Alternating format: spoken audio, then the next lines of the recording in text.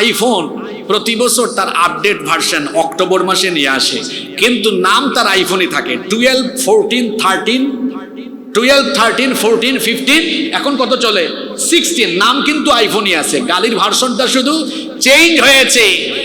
তো কোরআন বিরোধীরা তাদের বাপ দাদার ঐতিহ্য ধরে রেখে এখনো কোরআনওয়ালাদেরকে গালি দেওয়া এই স্বভাব ধরে রেখেছে, শুধু ভার্সনটা আপডেট করেছে। এখন সেই যুগের গালির নতুন ভার্সন হলো, যারা কোরআনের কথা বলে তারা হলো মৌলবাদী, জঙ্গিবাদী, স্বাধীনতা বিরোধী, আর নতুন করে বলে ধর্ম ব্যবসায়ী। সাবধান, মুখে লাগাম দিয়ে কথা বলুন। ধর্ম ব্যবসায়ী কারা?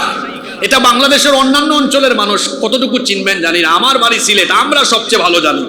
ছোট কাল থেকে দেখেছি হযরত শাহজালাল রহমতুল্লাহ আলাইহির মাজারে নির্বাচনের টাইমে গিয়ে টুপি, সাদা পাঞ্জাবি, সাদা টুপি, সাদা পায়জামা লাগায়া, মাথায় হিজাব পট্টি লাগায়া ওখান থেকে নির্বাচনী প্রচারণা আরম্ভ করে।